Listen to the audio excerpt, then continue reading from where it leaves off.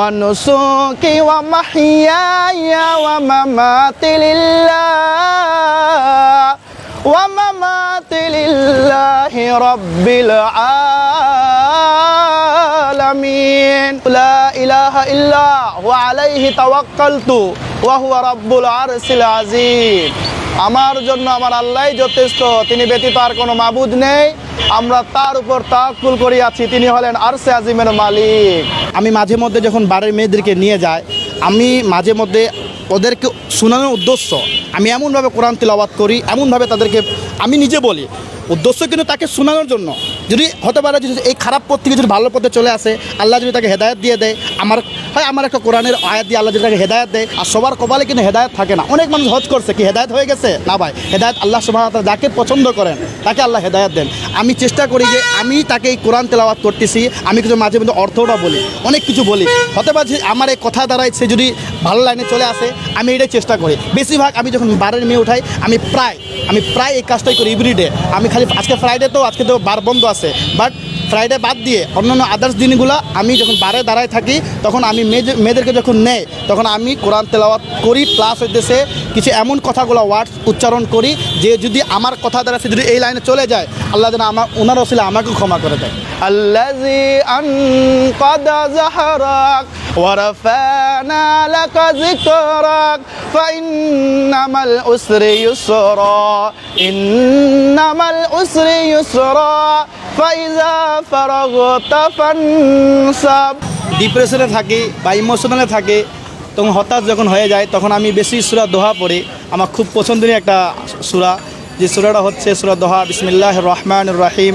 ওয়াদ-দুহা ওয়াল-লাইলি ইযা সাজা মা ওয়াদ্দাকা রাব্বুকা ওয়া মা ক্বালা ওয়ালাল আখিরাতু খায়রুল লাকা মিনাল উলা ওয়ালা সাওফা ইউ'তিকা রাব্বুকা ফাতারদা আলাম ইয়াজিদকা ইয়াতীমান ফাআওয়া ওয়া ওয়াজাদাকা দাল্লান ফাহাদা ওয়া ওয়াজাদাকা আইলান ফাআগনা ফাআম্মাল ইয়াতীমা ফালা তাকহার ওয়া আম্মাস সাইলা ফালা তানহার ওয়া আম্মা বিনি'মাতি রাব্বিকা ফাহাদ্দিস। এখানে একটা আয়াত আছে, ওয়ালা সাওফা ইউ'তিকা রাব্বুকা ফাতারদা, শীঘ্রই তোমার রব তোমাকে এত দিবে, তুমি খুশি হয়ে যাবে। মাথায় টেনশন থাকলে আমি এইটাই বেশি পড়ি, আমার খুব পছন্দনীয় একটা সূরাটা। যখন এই সূরাটি আপনি পাঠ করেন রিক্সা চালানোর সময় কিংবা ডিপ্রেশনে যখন থাকেন, তখন ভিতরে কেমন ফিল হয়? আমাকে তখন খুব শান্তি পায়, মনে হয় যে আমার যেগুলা ইমোশনাল অতীতকালে যা হয়েছিল আমার সাথে, এটা আমি ওই সময় ভুলে যাই, আমার খুব ওইসব শান্তি পাওয়া যায়। এই জন্য আমি পড়ি। অনেক পেশেন্টরা আমার এই সূরাটা খুব পছন্দ করে, বলে ভাইয়া আপনার গলা খুব সুন্দর। কেউ আপনার ধরে নেন আসলে আমি কারোর কাছে টাকা চাই না, আমার উদ্দেশ্য হচ্ছে আমি আমার ইমোশনালটা আর ডিপ্রেশনটা দূর করার জন্য আমি এই সূরাটা পড়ি, আমার ইমোশনাল আর ডিপ্রেশন দূর করার জন্য। প্লাস হচ্ছে আমাকে ভালো লাগে। অনেকে কেউ দেখবেন গান গায় কয়, কিন্তু আমার ভালো লাগে না, কিন্তু আমি বিপদে পড়লে এই সূরা বেশি পড়ি, এতে প্যাসেঞ্জারও শুনে ভালো লাগে, আমাকেও ভালো লাগে। আমি এটা কন্টিনিউ পড়ি। আমাকে অনেকে আমার দিকে তাকায় রয়ে যে ভাইয়া আপনি কি মাদ্রাসা লাইনে পড়াশোনা করছেন? আমি বলি না, মাদ্রাসা লাইনে পড়াশোনা করি নাই, কিন্তু আমি ওই যে মাঝে মধ্যে তাবলিগ জামাতে যাইতাম, আমাদের এলাকা থেকে প্রতি মাসে 3 দিন করে বের হতো, ওগুলোতে যাইতাম। তো আসলে ওগুলা থেকে পড়তে পড়তে এবং প্র্যাকটিক্যাল করতে করতে আলহামদুলিল্লাহ অনেকটা সূরা মুখস্থ হয়ে গেছে। ওয়ালাল আখিরাতু খায়রুল লাকা মিনাল উলা ওয়ালা সাওফা ইউ'তিকা রাব্বুকা ফাতারদা আলাম ইয়াজিদকা ইয়াতীমান ফাআওয়া। ইসলামের তথ্য প্রদানের পরে এমন কেউ কোনো কিছু বলেছে কিংবা এমন কোনো ইন্টারেস্টিং কোনো ঘটনা ঘটেছে কিনা? এরকম একদিন আমার সামনে হয়েছিল, সেটা হচ্ছে আমি ওই যে আপনার বনানী 11-তে একটা প্ল্যান ভিউ নাকি একটা নাম একটা বার আছে, তো ওখান থেকে ওনাকে নিয়ে যাব তেজগাঁও। মেয়ের কাছে টাকা ছিল না, অল্প কিছু টাকা ছিল। তো আমি আবার অনেক সময় হয় কি, কারো কাছে যদি টাকা না থাকলে আমি তখন উঠাই নাই, টাকা যদি থাকে তাহলে আমি কমে যাই না, বাট টাকা যদি কারো কাছে না থাকলে আমি কিন্তু নিয়ে যাই। ওনাকে বনানী 11 থেকে যে নাবিস্কো নিয়ে গেলাম, এর মধ্যে আমি অনেক কোরআন শরীফ তেলাওয়াত করছি, তারপরে হয়তো অনেকগুলো কথা বলছি, হাদিসের কথা বলছি, কিন্তু ওনাকে আমি বলি না, আমি কিন্তু জোরে জোরে পড়তেছি ওনার উদ্দেশ্যে, যাতে উনি শুনুক, হয়তো আল্লাহ পাক যদি তাকে ভালো পথে নিয়ে আসে। তো যখন ওনাকে নাবিস্কো নিয়ে আসছি, তার গন্তব্যের মধ্যে যখন আমি তাকে নিয়ে আসছি, সে বলতেছে ভাইয়া আপনার তো মাশাআল্লাহ কোরআন তেলাওয়াত খুব সুন্দর। তো আমি তার সাথে একটা তার সাথে একটু ফ্রি হচ্ছিলাম, তাকে একটু প্রশংসা করে আমি তার কাছে ফ্রি হচ্ছিলাম। তাই আমি বললাম, আপু এই যে আপনি মাশাআল্লাহ দেখতে সুন্দর, কত সুন্দর, আপনি এখন বোরখা পরে আসছেন, আপনি আসছেন বার থেকে আমি জানি, ঠিক আছে, এটা তো অস্বীকার করার কিছু না। বললাম জি ভাইয়া। তাই আমি বললাম দেখেন আপু, আপনি যে কাজটা করতেছেন দেখেন আজকে আপনার ধরেন যৌবন আছে, আপনি ইয়াং মেয়ে আছেন, আজকে আপনি এই কাজ করে যাইতেছেন, কিন্তু এই জীবন তো শেষ জীবন নাই আপু, এরপরে কিন্তু পরকাল আছে। আল্লাহর কাছে নিজের আমলটা যখন আপনি প্রেজেন্টেশন করবেন তখন আপনার কি হবে আপনি খেয়াল করছেন? বলে ভাইয়া কী করবো, সিচুয়েশনের শিকার। তাহলে আমি অনেক পেটের দায়ে করি আমল, আপু এই কথা রিজন দিয়েন না আপু। আল্লাহর কাছে কি আপনি কিয়ামতের মারে বলবেন যে আমি পেটের দায়ে কাজটা করছি? আমি বললাম আপু যত তাড়াতাড়ি পারেন এই কাজ থেকে আপনি আপু বিরত থাকুন আপু।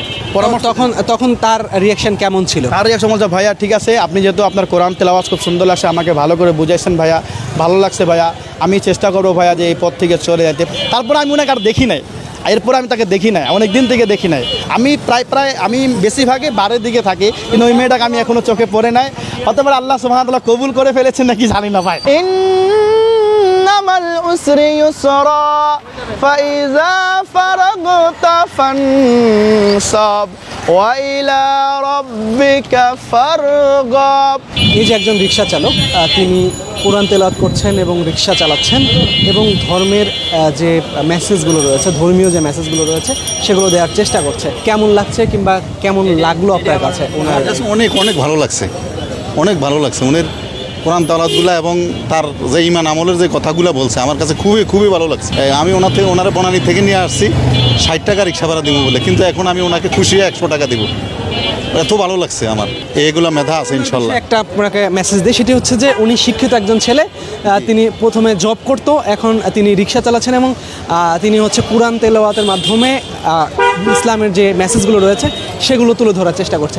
তো তার এই যে কথাটা আপনাকে ইনফরমেশনটা দিলাম, তো এটা জানার পরে আপনার কাছে কেমন লাগছে? খুব ভালো লাগছে, অনেক অনেক ভালো লাগছে, আমার মন ভরিয়া গেছে ওনার এগুলা শুনে। উনি যেভাবে করতেছে আমাদেরও এরকম শেখার জন্য, এরকম বলার জন্য চেষ্টা করতে হবে ইনশাল্লাহ। আরেকটা বিষয় জানতে চাই, সেটি হচ্ছে যে যখন কোরআন তেলাওয়াত করছেন, আপনার যাত্রী উঠাচ্ছেন, যাত্রী যখন আপনার কোরআন তেলাওয়াত শুনছে তখন তাদের রিয়াকশন কেমন থাকছে, কি বলছে, বিস্তারিত একটু বলবেন। মাশাআল্লাহ, তারা রিভিউ ভালো দিতেছে, তারা ভালোই ফিডব্যাক দিতেছে যে ভাইয়া আপনি তো মাশাআল্লাহ আপনার তেলাওয়াতগুলো খুব সুন্দর, আপনি এর পূর্বে কী করতেন, আপনাকে তো প্রফেশনাল রিক্সাওয়ালা লাগে না, আপনার চেহারা দেখলে, আপনার চলাফেরা দেখলে মনে হচ্ছে না যে আপনি রিক্সা চালান। আমি বলে আসলে আপু আমি আগে জব করতাম, আমার সিচুয়েশন আমার একটু খারাপ হওয়ার কারণে আমি এই জায়গায় চলে আসছি, আল্লাহ যদি দিয়ে এর চাইতে উত্তম কিছু ভালো পাবো ইনশাআল্লাহ।